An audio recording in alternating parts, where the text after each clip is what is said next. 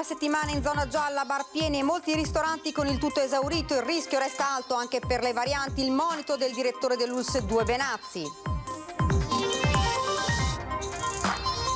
Le preoccupazioni dell'azienda sanitaria sono condivise dal comune di Treviso. Il problema sono gli assembramenti fuori dai bar, dice il sindaco Conte. Valuteremo eventuali restrizioni. Trattorie, ristoranti e agriturismi, complice anche la pioggia. In molti locali si è registrato il pienone, ora la richiesta è di poter aprire anche la sera. Uno spettacolo di luci e suoni per l'inaugurazione della 46esima edizione dei mondiali di sci alpino a Cortina d'Ampezzo, vetrina per le montagne venete. Nuova frana sulla statale C251 della Val di Zoldo, prima della Galleria San Giovanni, bloccate entrambe le corsie, la strada è stata chiusa, avvertita subito Veneto Strade. Girava in macchina con una mazza ed un martello, è stato denunciato dai carabinieri di Fonte un ventenne della zona per porto di oggetti atti ad offendere. Inaugurata a Ponte di Piave un'area fitness aperta a tutta la cittadinanza, a idearla 2 studenti delle scuole superiori.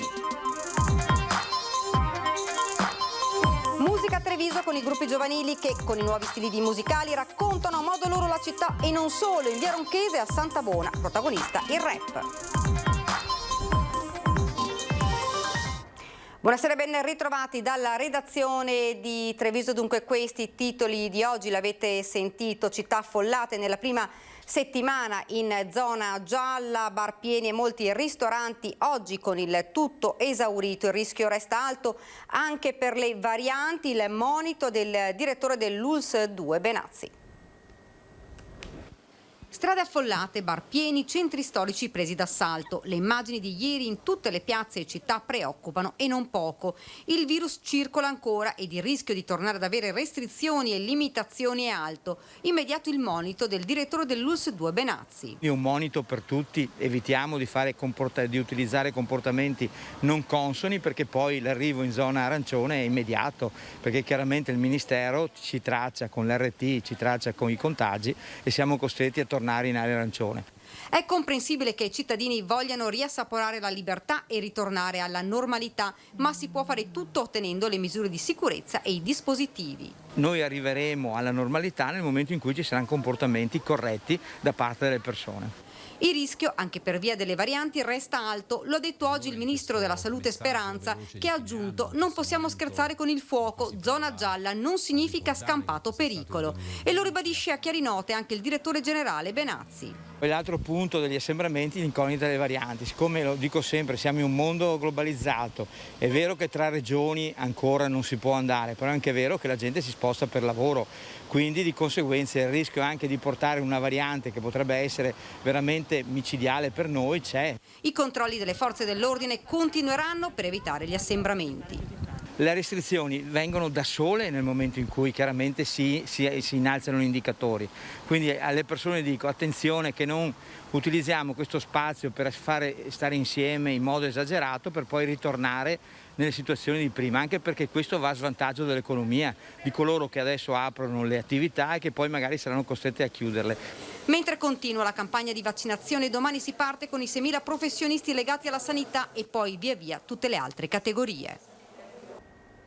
Dunque i timori dell'azienda sanitaria sono condivisi dal sindaco di Treviso Mario Conte. Nelle prossime ore annuncia: valuteremo l'introduzione di eventuali restrizioni per evitare gli assembramenti all'esterno dei bar. Le sanzioni alla fine sono state una manciata, ma è stato il consistente numero di persone in città a preoccupare. A passeggio, ma soprattutto all'esterno di bar e locali, bere in piedi, abbassare la mascherina, il tempo di farlo è consentito. Altra cosa è lasciarla sotto il mento e non rispettare il distanziamento. C'è stata sicuramente qualche situazione un po' più critica, adesso già domani ne parlerò con il comandante e valuteremo se sarà il caso di intervenire con delle restrizioni, soprattutto per regolamentare meglio quelli che sono i plateatici, non tanto per vietare loro di lavorare, anzi, ma per lavorare meglio e quindi avere maggior ordine e soprattutto evitare che ci siano situazioni ambigue e di pericolo con il rischio di assembramento. Nessuno vuole impedire alla gente di muoversi o ai bar di lavorare. Il desiderio di uscire, di incontrarsi è comprensibile, ma c'è un punto fermo. La pandemia non è finita, non abbiamo ancora sconfitto il virus. Devo dire che tra i comportamenti più leggeri abbiamo riscontrato soprattutto i giovanissimi che tra l'altro in alcuni casi sono stati addirittura trovati alterati da un eccesso di alcol. Quindi l'appello che faccio è anche alle famiglie di tenere monitorato il comportamento dei propri figli nell'ora pomeridiana e quando rientrano a casa capire se il proprio figlio è alterato o meno, perché le situazioni più critiche le abbiamo riscontrate proprio con dei giovani che si erano un po' lasciati andare. La vicina Venezia ha già annunciato che per il prossimo fine settimana si prenderanno provvedimenti. Bisognerà capire se la Regione deciderà di intervenire con una propria ordinanza o se i sindaci dovranno agire direttamente. Sicuramente quella di vietare dalle ore 15 il consumo in piedi nei plateatici e nei locali potrebbe essere una soluzione. Mi confronterò anche con gli altri sindaci delle città capoluogo perché sarebbe cosa buona e giusta agire in modo uniforme, in modo tale da non creare degli spostamenti di cittadini in base a dove ci sono più o meno restrizioni. Ed oggi domenica i protagonisti sono stati trattorie, ristoranti ed agriturismo perché è stato di nuovo possibile pranzare fuori, complice anche la pioggia. In molti locali si è registrato il pienone, ora la richiesta è di poter aprire anche la sera. Dopo un mese e mezzo di chiusure, il Veneto e Treviso si riappropriano del rito del pranzo fuori alla domenica. Locali storici affollati addirittura al completo perché mangiare al ristorante, in trattoria, all'agriturismo, soprattutto in giornate piovose, è un piacere che mancava ai trevigiani. Quante prenotazioni avete avuto? Moltissime, tra l'altro anche non sono riuscito ad accontentarle tutte ovviamente. Se fossero state in settimana sarebbe stato meglio, ma comunque la gente vuole muoversi sabato e domenica e tant'è, e siamo qua. A pranzo si concentrano tutte le tipologie di clientela, anche chi di consuetudine avrebbe optato per una più tranquilla cena. Noi siamo propensi e speriamo che si possa riaprire anche la sera. Da Casiera a Treviso, dal ristorante all'osteria, si apparecchia per il pranzo, fiduciosi dopo i numeri di ieri. Ieri è stata una buona giornata, c'era parecchia gente. C'è stato un flusso continuo dalla mattina fino alla chiusura. Nel rispetto delle regole, perché sono baristi e ristoratori i primi ad augurarsi che non ci siano nuovi blocchi. Non ci riteniamo, tra virgolette, degli untori della malattia, credo che ci siano situazioni ben diverse anche e difficili anche in altri settori. Chi riapre per la prima volta in questo fine settimana sono gli agriturismi. Siamo a San Floriano di Olmi, tutto esaurito. Qui il Covid ha colpito duramente, non solo economicamente. Marilisa e Daniela Piovesana hanno perso la mamma, ora ripartono. Abbiamo sentito proprio il peso di questa situazione, adesso speriamo di ripartire alla grande e vediamo grande anche affetto dopo quello che ci è successo e la gente, come ho già detto, ha proprio voglia di rincontrarci, di trovarsi a sederci e a mangiare. C'era voglia di uscire? Sì. Senta, il pranzo della domenica che valore ha? È la riunione familiare, in tutti quanti ci si ritrova. Siamo fatti per comunicare, non siamo fatti per stare soli, insomma. Abbiamo approfittato di questa possibilità che ci è stata concessa nella speranza che non sia la prima e l'ultima, sinceramente. Cambia tutta la settimana, l'obiettivo della domenica ci dà più sollievo, anche più libertà. Ci mancava. Per la prima volta dopo tanto che si è potuto venire oggi, speriamo che sia un segno che le cose vadano meglio, ecco.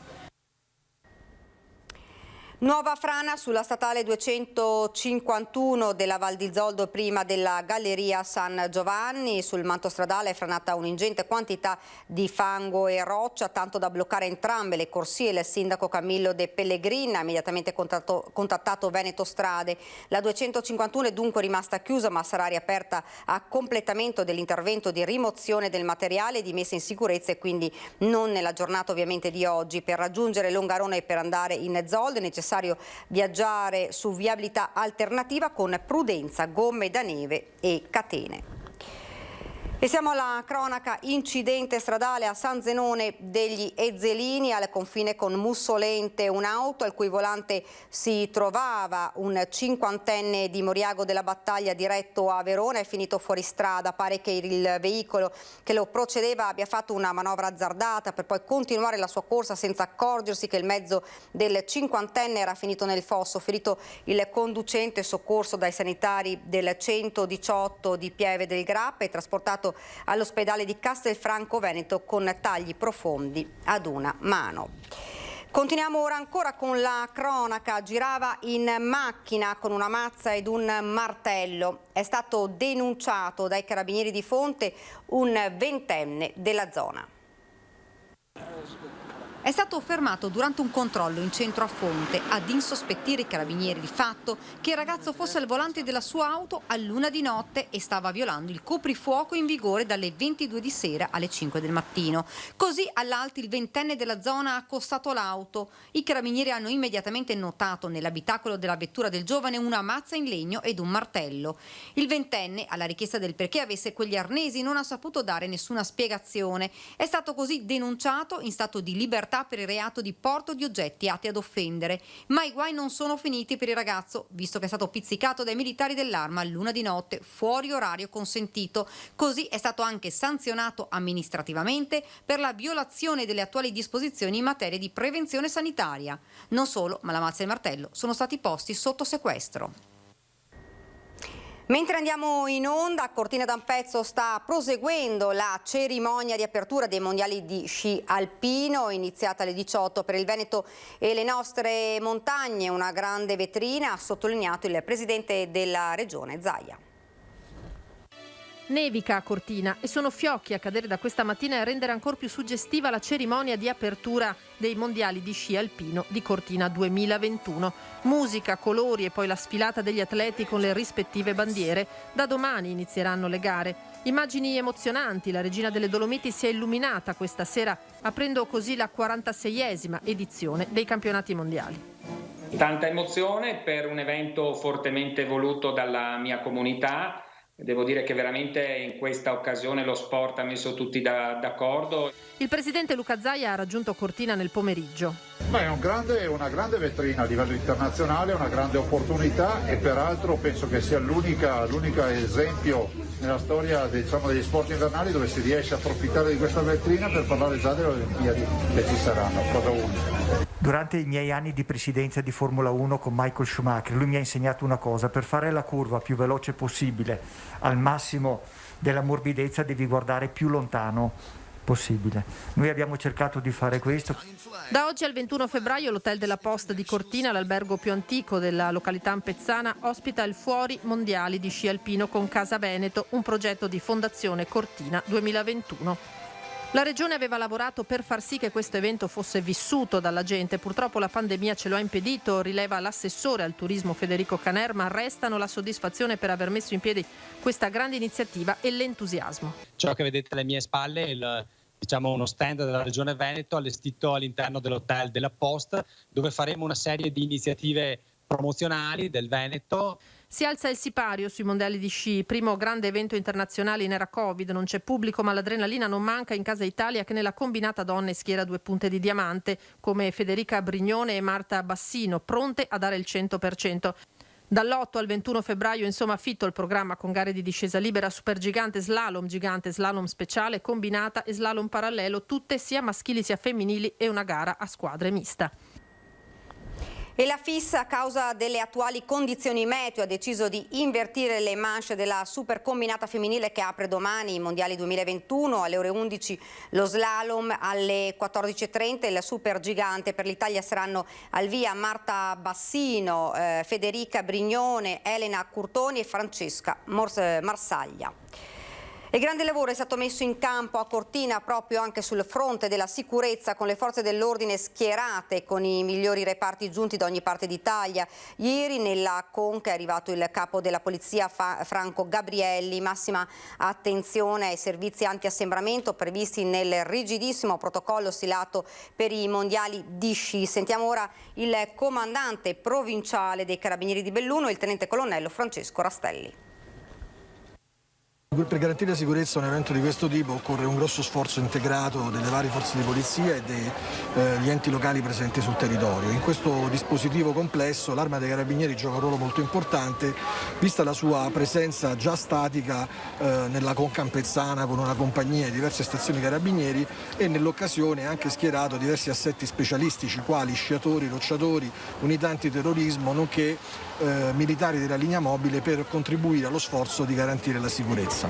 Sicuramente una delle minacce che non vanno prese sotto gamba sicuramente è il Covid, perché è una variante che nella disposizione dei servizi di ordine pubblico ha complicato non poco la realizzazione di questa serie di sistemi concentrici di sicurezza che servono a tutelare la salvaguardia sia degli atleti che degli operatori. Ci auguriamo che comunque la gente abbia sempre il buon senso di non creare assembramenti che possono creare problemi di salute pubblica. Dopo quasi 2 mesi è stato recuperato il corpo di Simba, il cane anestetizzato dai veterinari dell'ULSS e poi scomparso nelle acque del fiume. Era caduto l'8 dicembre, il cucciolo, 9 mesi per 40 kg. Era stato notato da alcuni ragazzi che avevano avvertito i veterinari per recuperarlo e portarlo in salvo. Lo avevano fatto entrare in un'area verde di un residence dove, nonostante non volesse farsi avvicinare, sembrava essersi calmato. Dopo vari tentativi il cane era stato anestetizzato. Secondo il racconto di alcuni testimoni, il personale dell'ULSS, invece di attendere che il sedativo facesse effetto, ha iniziato a inseguirlo per prenderlo. Simba, spaventato, ha trovato un buco nella recinzione finendo dentro il fiume. A quel punto il sonnifero ha iniziato a fare effetto ed il cane è stato trasportato via dalla corrente. Nulla hanno potuto fare i veterinari e le persone presenti per poterlo salvare. Simba è stato trovato al cimitero dei Burci senza vita, nel corpo ancora la siringa anestetizzante. Ed ora ci fermiamo, c'è la pubblicità.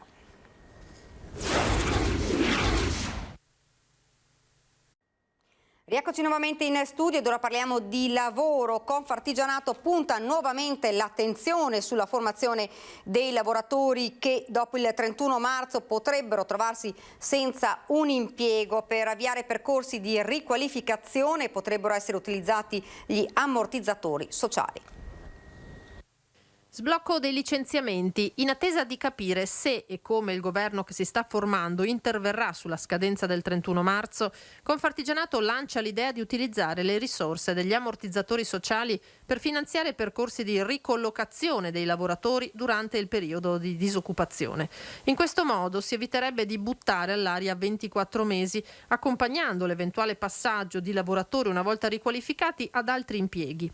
Noi abbiamo circa il 40% delle nostre imprese che stanno sul settore delle costruzioni in senso lato, quindi muratori, impiantisti, falegnami, tutta una serie di mestieri che non appena partirà il bel tempo e partirà esecutivamente anche tutta la questione del 110 non riusciranno a dare soddisfazione a tutte le domande che ci sono. Quindi il lavoro non è che non ci sarà, soltanto cambierà, e quindi se il lavoro cambia noi dobbiamo usare il tempo in cui le persone sono sospese da un certo lavoro per riconvertirle ai nuovi lavori o alle necessità del nuovo mercato.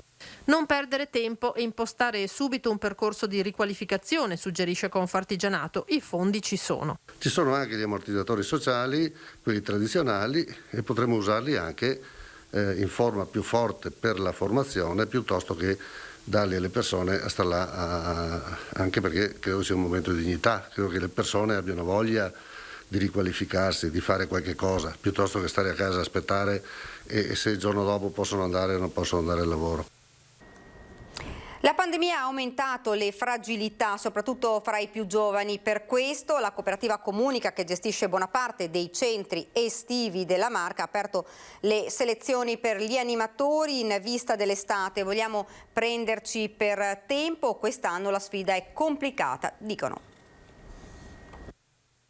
Sarà un'estate molto complessa perché comunque dal punto di vista sociale i bambini hanno dovranno recuperare, speriamo possano recuperare tutte le difficoltà di questo periodo di pandemia. Guarda già all'estate 2021 Matteo Marconi, presidente della cooperativa, comunica tra le principali realtà del settore della formazione dei centri estivi. D'altronde il lavoro da fare è tanto, oggi più che mai dal punto di vista psicologico e relazionale. Le ferite dell'anima, soprattutto tra i bambini e i ragazzi più fragili, sono profonde. Ci saranno dei bambini che saranno un po' più isolati dagli altri, che non saranno abituati a stare in gruppo. Anche per questo cambierà il ruolo stesso dell'animatore. Gli animatori quest'anno dovremo selezionarli molto bene e anche dopo formarli molto bene, per questo ci stiamo prendendo in anticipo, perché il lavoro di formazione non sarà quello solito. Le selezioni quindi sono già partite, serve il tempo per sviluppare nuove competenze. Se le vaccinazioni andranno avanti, se riusciremo a sistemare un po' di cose, come tutti speriamo che sia un'estate migliore. Proseguono a Treviso le piantumazioni di alberi, uno dei pallini dell'amministrazione Conte, in particolare dell'assessorato all'ambiente, che a fine anno ha presentato il piano di rimboschimento della città e dei quartieri, una quarantina le nuove piante messe a dimora negli ultimi giorni. 18 nuovi alberi in via Leardi nella zona del Sacro Cuore a Treviso. I giovani frassini a crescita rapida sono stati messi a dimora nel corso dei lavori di riqualificazione dei parcheggi e dei marciapiedi lungo la strada su cui si affacciano abitazioni e plessi scolastici. Un intervento in collaborazione con ATS, azienda che gestisce la rete dell'acquedotto, che va a sommarsi a un'altra significativa piantumazione di alberi in questi giorni nel capoluogo, quella nel parcheggio del Bosco del Respiro di Santabona. Paradossalmente erano molte le piante che mancavano o andavano sostituite in un luogo in cui gli alberi dovrebbero essere i veri protagonisti, e così il comune è intervenuto. Sono 23 alberi in tutto, tra l'area del parcheggio e un'area attigua, e un albero andrà anche all'interno. Procediamo nel programma di piantumazione in tutta la città, partendo da un quartiere e proprio dal Bosco Respiro. Un secondo intervento riguarderà a breve direttamente il bosco. Lì sarà delle sostituzioni, stiamo lavorando per verificare il periodo in cui piantumarli, perché chiaramente dobbiamo piantumarli nel periodo giusto, ma entro l'estate sarà tutto a posto e avremo fatto sicuramente un gran lavoro per Treviso, per il quartiere e per la qualità dell'aria. Palestre e piscine chiuse, divieto di svolgere attività sportive di squadre al chiuso, i danni alla salute fisica e mentale provocati dalla sedentarietà forzata cominciano a farsi sentire. Dalla medicina dello sport dell'ULSS 2 l'appello a tornare a muoversi nel rispetto delle norme anti-Covid. Una sedentarietà forzata come quella che abbiamo dovuto subire in questo anno ha sicuramente avuto un risvolto molto pesante su tutta la popolazione, in particolare io direi due grandi fasce: i giovani da una parte e poi le persone diciamo adulte con una malattia cronica. Palestre, piscine chiuse, attività sportiva ridotta al lumicino, smart working e didattica a distanza. La sedentarietà forzata determinata dalla pandemia sta producendo effetti sulla salute della popolazione a tutte le età. Il 30% ha messo su peso, molti ne risentono sul tono dell'umore. Dalla medicina dello sport dell'ULSS 2 l'appello a prendersi cura della propria salute anche attraverso il movimento. Il movimento è una delle cure più importanti per la nostra salute, non solo fisica ma anche mentale, non dimentichiamoci, per cui la cosa più semplice è rimettersi in movimento rispettando le norme relative a questa pandemia disastrosa. Chi è fermo da molto tempo non può pensare che lo stop non abbia influito sul nostro fisico, quindi serve una certa gradualità nella ripresa. Quindi magari se la persona ha una patologia cronica o se è soltanto un sedentario da molto tempo, l'importante è rimettersi in movimento, non cercando le grandi intensità, gli grandi sforzi fisici, ma prediligendo maggiormente lo sport, le passeggiate prolungate, aumentando l'intensità progressivamente. Rispettando gli altri, quindi con la mascherina pronta all'uso, anche se si fa jogging o si corre in bici, lo sport diventa una medicina da assumere con regolarità. Per chi svolge attività fisica all'aperto, certo, all'aperto le condizioni climatiche ovviamente ti permettono di poter anche non utilizzare la mascherina, però credo che non sia un problema alzarsi la mascherina quando incontriamo qualcuno, anzi ripeto, è un segno di grande rispetto verso le altre persone. Importantissimo per lo sviluppo di bambini e ragazzi, il movimento è fondamentale anche per gli anziani. Una persona, quando perde la sua capacità di forza, è molto più fragile, ha molta più instabilità quando cammina, quando fa le scale, quando si sposta, e questo lo espone a una caduta. Quindi ecco perché è estremamente importante lavorare su questo aspetto. Ed ora ci spostiamo invece a Ponte di Piave, inaugurata un'area fitness aperta a tutta la cittadinanza e ideata da 2 studenti.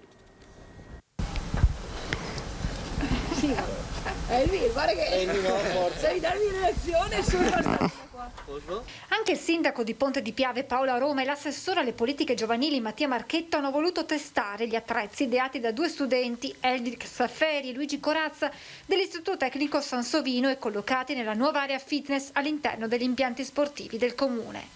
L'idea è nata da un'esigenza praticamente che c'era di avere un luogo dove potersi allenare qui a Ponte, nel nostro comune, e quindi ad Elvira è venuta l'idea di questo parco calisthenics, che è una disciplina. Sono molto orgoglioso e molto fiero del risultato che è venuto, dell'idea che si è realizzata e anche della scuola che ci ha aiutato, del comune che ci ha dato la possibilità di partecipare e di dimostrare che anche noi giovani possiamo proporre progetti e contribuire al comune a una cittadinanza attiva. In un momento in cui fare attività fisica con la chiusura delle palestre diventa più complicato, la nuova area viene messa a disposizione di tutta la cittadinanza. Un'idea che può servire a tutta la comunità, quindi è stata fatta dai giovani, per i giovani, ma non solo. E quindi è un'opportunità che diamo come amministrazione a tutto il comune di Ponte di Piave. I 2 studenti con questo progetto hanno concretizzato quanto appreso sui banchi di scuola. Sono riusciti a mettere insieme un po' le abilità e le competenze che hanno imparato anche a scuola e le hanno applicate in questo contesto. Questo fa parte di tante iniziative che la scuola cerca di portare sul territorio e dimostra proprio il suo radicamento nel territorio. I giovani hanno potuto insegnare a noi anche come amministrazione come essere vicini, e davvero significa anche che quello che la scuola gli sta insegnando, gli sta portando a fare, grazie a questa progettualità, davvero si concretizza in una realtà. Musica a Treviso con i gruppi giovanili che con i nuovi stili musicali raccontano a modo loro la città e non solo. In via Ronchese a Santabono protagonista il rap. Uomo, voglio casa in piazza Pola, lei mi chiama quando è sola, passiamo e fanno la ola, nuova strofa, nuova scuola. È un passaggio di 3100, brano rap di 3 gruppi giovanili di Treviso. Una canzone, un video, ma soprattutto un modo di comunicare emozioni, rabbia e aspettative di questa generazione. Ragazze e ragazzi padroni del digitale con cui esprimersi. Certamente una forma d'arte, perché è l'arte che plasma la materia, la trasforma in emozione. So che arriva in cima soltanto chi corre rischi, perciò se chiedi cifra sono pronto ad investirli. Segnali, oltre che suoni e voci da questa generazione che cerca di comunicare il loro rapporto con la città, come per questo video girato in via Pisa. Ho deciso di utilizzare via Pisa come location per il mio video, in quanto ritengo che il grattacielo sia rappresentativo e simbolico per il mio quartiere. È comunque un edificio che riesce ad identificare da diversi punti della città. E il mio messaggio è in primis sociale, di integrazione, di incoraggiamento ai giovani. Io parlo di quello che vivo io e quello che vive chi sta vicino a me. Di sicuro ognuno ha la sua storia, quindi ognuno della periferia può avere una storia diversa. Voce e musica, ma anche linguaggio del corpo per raccontare Treviso non solamente nelle periferie. Qui ad esempio siamo al Museo Bailo. Ci siamo resi conto innanzitutto noi della bellezza di quel posto e volevamo farlo sapere a tutti i ragazzi che ci seguono, e devo dire che la risposta è stata positiva, molto positiva. Tutti i ragazzi ci hanno comunque chiesto riguardo al museo, ci hanno fatto i complimenti e qualcuno anche ci ha detto che vorrebbe andare a visitarlo. Un esempio pratico di come la cultura e la conoscenza siano le migliori risposte a ghetti e distanze generazionali. A sottolinearlo Enrico Renosto dell'Associazione Quartieri Vivi e Attivi, che punta ad un vero e proprio festival giovanile. Tutto quello che è aggregazione, che è cultura appunto, che è socialità, aiuta a far sì che un territorio si integri tra appunto il territorio stesso e le persone che vivono in quel territorio. Siamo alla rubrica della domenica dedicata ai segni della nostra storia, che ci porta ad Asolo per una storia che ha il sapore di birra ma anche di un aperitivo.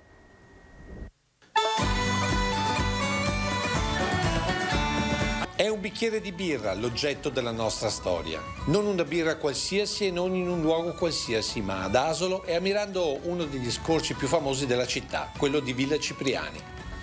Un legame che forse pochi conoscono, ma che viene raccontato al Museo Civico, dove tra le personalità straniere che hanno amato e vissuto all'ombra della rocca c'è anche il conte irlandese di Ivenagh, che però tutti ricordano meglio come Sir Rupert Guinness, proprietario dell'omonima fabbrica di birra. Circa negli anni 30 viene ad Asolo ed acquista ad Asolo una villa, si chiamava allora Locanda Galanti, e grazie agli interventi di restauro, di ristrutturazione, quella villa diventerà quella che adesso è Villa Cipriani. Ad Asolo ricordano ancora questo signore inglese che acquistò la casa della Duse e che da lì seguiva i lavori di ristrutturazione di quello che è diventato un mito dell'accoglienza di alto livello. E da amante, oltre che produttore del buon bere, i vecchi muratori narrano come al termine di ogni giornata di lavoro si presentasse in cantiere con una serie di casse della sua tipica birra scura. E nel più classico stile british non volle che l'hotel fosse a suo nome, ma chiamò a condurlo Giuseppe Cipriani, cameriere veneziano che da un gesto di solidarietà fatto fondò l'altrettanto mitico Harris Bar e lanciò l'altrettanto hotel su un'isola della laguna che porta il suo cognome. Magnate, mecenate, ma anche benefattore, il signore della birra, sua l'idea di fondare la Società Calzaturieri Asolani Riuniti Pendemontana Anonima. Da benefattore crea un'altra azienda molto famosa qui ad Asolo, che è la Scarpa, l'azienda che produce appunto calzature per il tempo libero e per lo sport.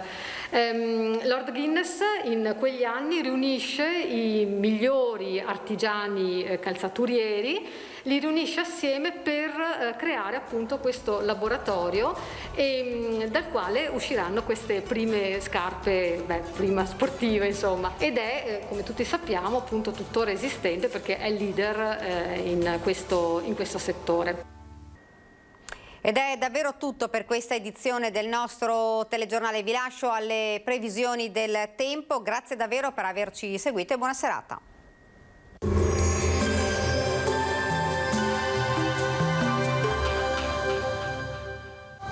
Goditi il caldo delle migliori marche di stufe e caminetti. Tu scegli, noi pensiamo a tutto il resto. Meneghel, Aroncade, Treviso. Bentrovati al meteo. La perturbazione si allontana dal nostro territorio, ma c'è da dire che la settimana che inizia sarà bersagliata da nuovi episodi di maltempo. Vediamo intanto il dettaglio di lunedì 8 febbraio. Sul Veneto prevale una certa instabilità. Al mattino il cielo risulterà molto nuvoloso, ancora con qualche pioggia sparsa sulle varie province della nostra regione. Con il passare delle ore e dunque a partire dal pomeriggio non si escludono delle parentesi più asciutte e anche maggiormente soleggiate. Temperature senza particolari variazioni, minime tra i 2 e i 5 gradi, valori massimi invece fino ai 12 gradi. Stessa situazione poi anche sul Friuli Venezia Giulia, inizialmente precipitazioni anche moderate, entro pomeriggio sera migliora con momenti con un po' più di sole. Temperature minime fino ai 7 gradi, massime invece fino ai 9-11 gradi. Uno sguardo infine alla situazione del Trentino Alto Adige, occasionali piovaschi, in mattinata ampio soleggiamento invece con il passare delle ore, neve a bassa quota sui confini alpini. Temperature minime intorno ai 3 gradi, massime invece fino a 8 gradi all'incirca. Dal meteo di Antena 3 per ora è tutto, arrivederci al prossimo aggiornamento.